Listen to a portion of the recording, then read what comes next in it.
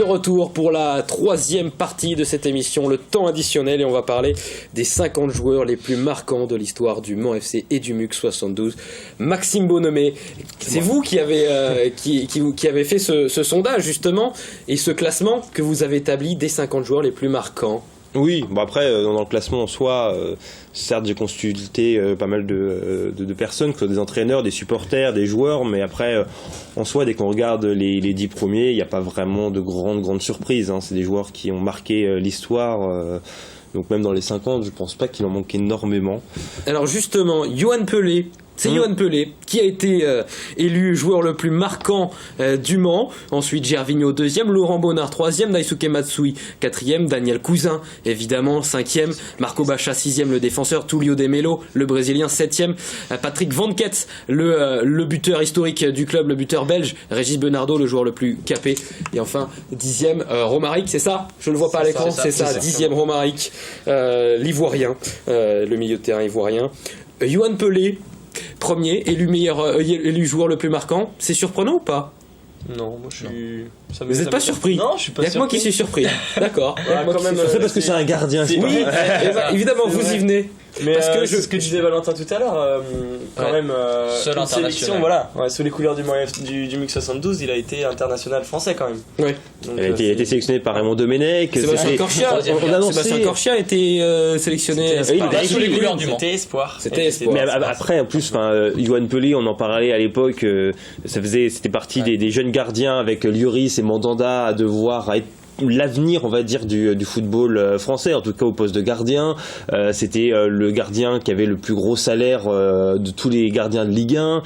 Enfin, il a marqué l'histoire, ses arrêts. Enfin, voilà, on a tous vibré, on a plus vibré pour Yoann Pelé, en tout cas plus souvent que pour d'autres joueurs. Et puis tout le monde se souvient, je suis désolé, de son arrêt devant la bicyclette de Benzema contre Lyon, voilà, en Coupe de la Ligue. Tout le monde s'en souvient, c'est évident. Moi, je m'en souviens pas. Et on avait gagné en Coupe de la Ligue. Oui. Moi, je me souviens par contre, sur ce match, d'un joueur qui avait au marquage individuel, Juninho. Je me souviens plus de son prénom. Keita, qui avait fait un match exceptionnel. Qui avait même cassé le doigt le l'orteil de Juninho. C'était un match différent. La bicyclette, c'était à Gerland. Ah, c'était pas le même match. Okay. Je croyais que et par contre, oui, il avait fait un match exceptionnel. C'était sur un but de Matsui en Coupe de la Ligue, je crois, dans mon souvenir. Enfin, c'est peut-être quelque chose comme ça. Votre top 5, quels ont été les joueurs qui vous ont le plus marqué, vous, Charlie Briand, votre top 5? Oh, je mettrais en 1, j'avais dit Yoann Pelé, évidemment. En 2, Matsui, parce que le spectacle, Matsui, c'était Sam Adjer, c'était excellent, quoi. On adorait voir ça. Après, Torsten Elstad, évidemment, le buteur qui était un petit peu atypique du Mans, et puis je rajouterais aussi Johan Oetker, parce que Johan Oetker c'était mon chouchou, voilà, je savais pas pourquoi, mais j'adorais ce joueur, Johan Oetker. On a tous eu un joueur comme ça à un moment où Johan Oetker, petite anecdote, il était physiquement impressionnant. Les VMA, vous savez, les tests VMA, il passait 20, je crois qu'il faisait 25 si mes souvenirs sont bons, ou plus que ça. Et son frère était marathonien ou un truc comme ça aussi. Johan Oetker, de famille. Oui, cette famille. Le souffle chez eux, Oetker, c'est peut-être aussi. C'est beau. Maxime Bonhomé, votre top 5. Et je vous informe, chers téléspectateurs, que petite erreur dans les images que vous allez voir, c'est à l'inverse, le classement inverse des chroniqueurs, justement. Ça va de 1 à 5, voilà, si vous avez juste à inverser. Maxime Bonhomé, votre top 5. Alors, je peux essayer de revoir mon top 5. Donc c'est beaucoup plus simple. Donc oui, alors moi c'est 5e. C'est Matsui qui est premier. C'est Matsui qui est premier, en effet, qui était un joueur exceptionnel. Une fois j'avais essayé de lui parler, il m'avait un peu snobé quand même, mais bon, sinon c'était un joueur exceptionnel. La barrière de la langue peut-être aussi. Sans doute, le japonais je le maîtrise mal. Donc ouais, non, c'était, pour moi c'est pour ça que j'aime le foot, c'est d'avoir des joueurs comme ça. Yoann Pelé, parce que oui, c'est un très très grand gardien, même si vous pensez que c'est pas le plus grand. Après, sinon, Laurent Bonnard, parce que dès que je pense joueur Le Mans, je pense à Laurent Bonnard. Puis Gervinho, De Melo, c'était la belle époque aussi en même temps. Gervinho, très très grand joueur, qui a peut-être eu la meilleure carrière après Le Mans. Et puis de Mélo, je me souviens d'un passage à Flunch, là où j'ai mangé aussi, et je lui avais pris son gobelet. Voilà. Vous l'avez toujours ? Non, je pense pas. Je pense que mes parents l'ont brûlé depuis. Valentin, votre top 5. Ouais, en numéro 1, Pelé, comme Charlie et Maxime. Mais ça me surprend, moi, c'est pas un joueur. Je m'attends à des joueurs marquants, je sais pas pourquoi, des joueurs offensifs.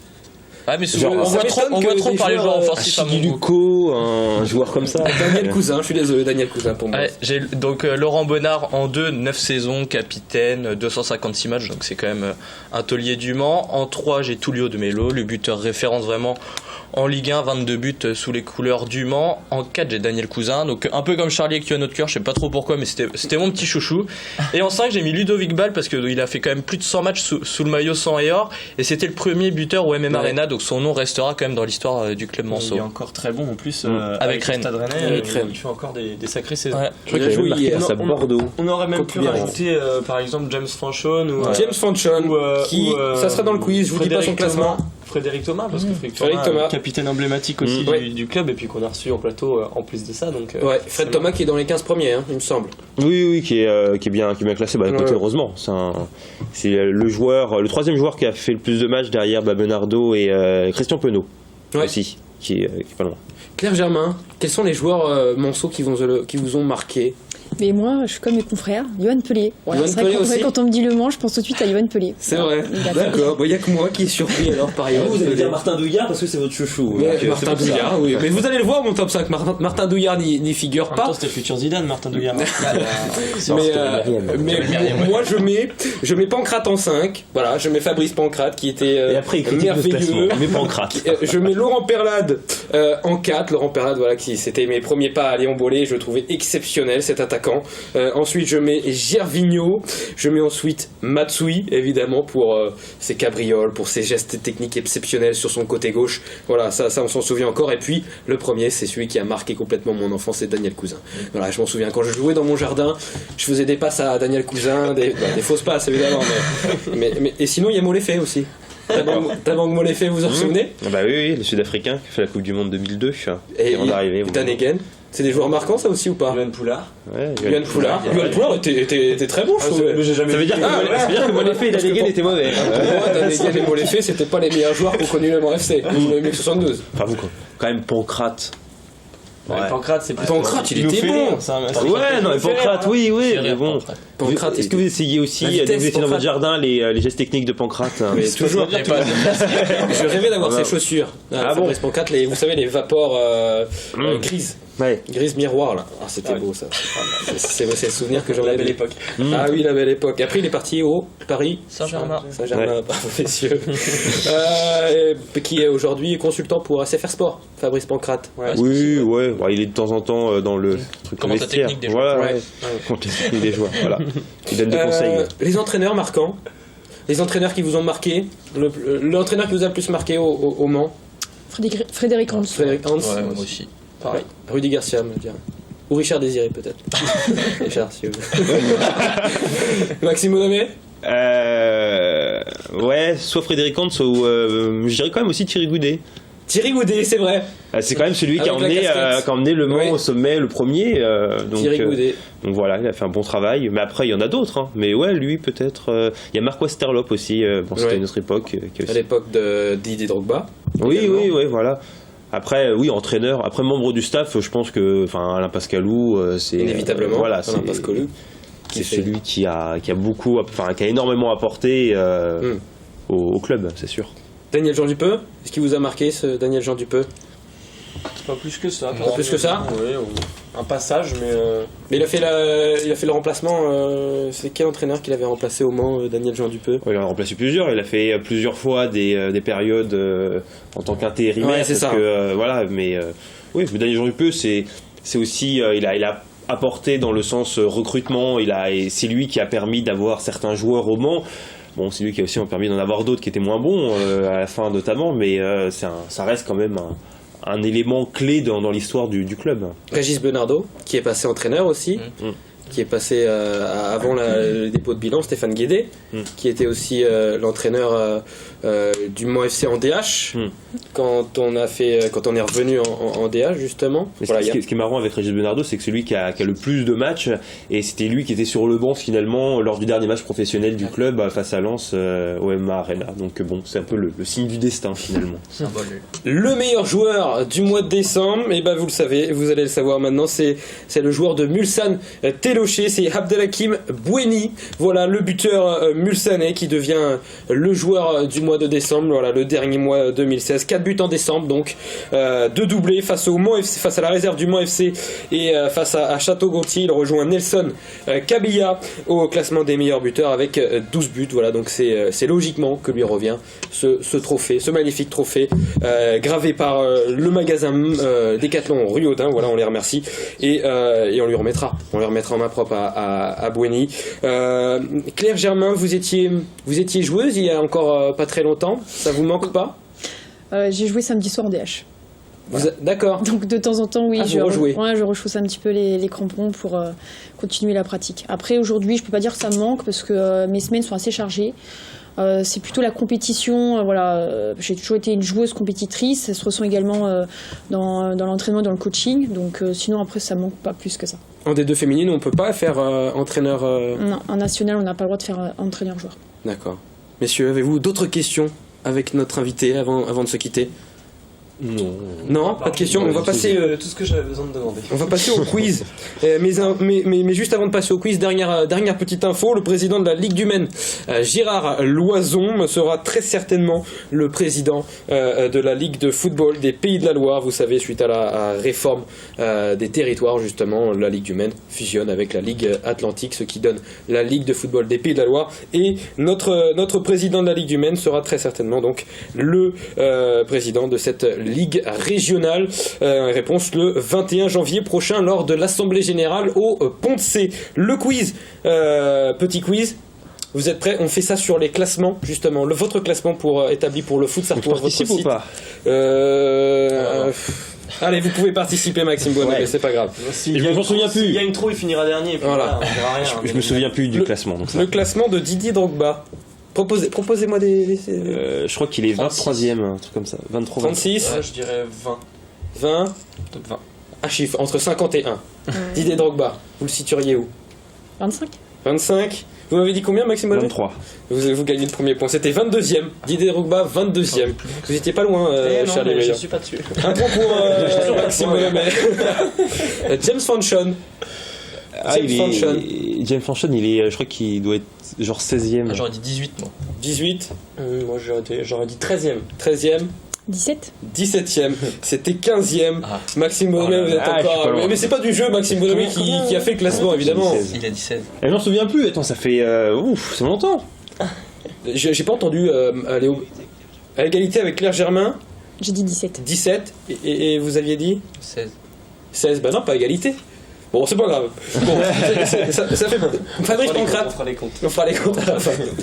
Fabrice Pancrate. Il n'a pas marqué, lui, doit être. Et il a marqué, il est dans mon top 5. 30e. 39. Je pense qu'il est 35, un truc comme ça. 32. 32. Et c'est Charlie Briand, 31. 31e. Le premier point. Et là, pour le coup, il y a égalité. Là, il y a égalité pour le coup. Il ne veut pas que Claire Germain marque un point. Voilà, je donne 2 points. Et un point pour Claire Germain, notre invité, et puis un point pour Charlie Briand. Parce que ça me fait plaisir de lui offrir ce premier point. Moi aussi, ça me fait plaisir. Joueur marquant, Jean-François Bédénic, gardien, ex-gardien du Mans FC, aujourd'hui à Vannes. 40. Qui est aujourd'hui à Vannes. 43. 43. Les réponses, messieurs. 39e pour moi. 39e. 48. 48. 45. 45, et bah c'est Claire Germain qui remporte ce point. 46e, Jean-François Bédénic. Faut la jouer technique en fait. Et voilà. Allez, plus qu'un dernier. Mathieu Coutader, le Manceau, aujourd'hui au Stade Lavallois en Ligue 2. 18e. 18e. Charlie Briand. Je vais le dernier, moi. 17e. 17e. 19. Je t'aurais pas le dire en début. 19e. 20. 20e, c'est un tout pile pour Charlie Briand. À chaque fois, 17e, voilà, 17e qui marque un point encore une fois. On en est où au terme des scores? Qui c'est qui gagne? Égalité normalement. Qui ça fait 2-2-2. Égalité. Bon bah parfait, égalité. On vous mettra un point chacun. Pour le classement, bravo. Yes.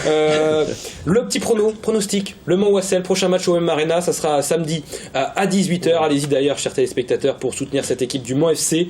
Pronostic, Charlie Briand, un score. Faudrait une victoire, mais moi je vois plutôt un match nul, un partout. Un partout. Maxime Delemay. Victoire 2-1. Victoire 2-1 pour Le Mans. Pour Le Mans. Valentin Mauduit.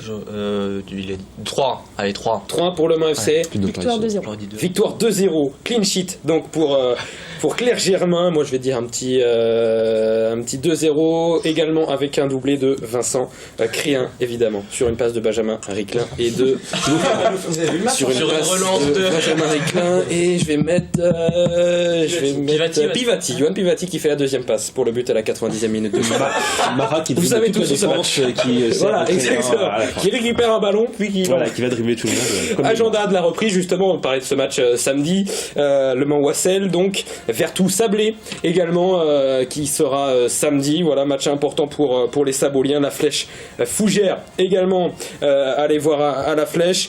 Vous jouez contre reprise de la D2 féminine, donc Claire Germain avec on accueille La Roche-sur-Yon, voilà, qui est un bon club, un match important. Oui. On l'a dit. Et puis reprise de la DH également, les matchs en retard pour Coulennes qui recevra Bonchamp et Mamers qui recevra le Stade Mayenne pour un choc. Voilà, choc de cette journée en retard pour la DH.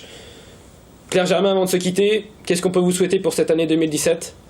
Le maintien le plus tôt possible. Le maintien le plus tôt possible. Messieurs, merci d'avoir participé à cette émission. Merci Claire Germain d'être venue sur notre plateau et répondu à nos questions. Je vous dis à la semaine prochaine, les amis. On se quitte sur cette musique de Totalement Foot encore une fois. Et on se dit à lundi prochain. Bonne semaine sur LMTV.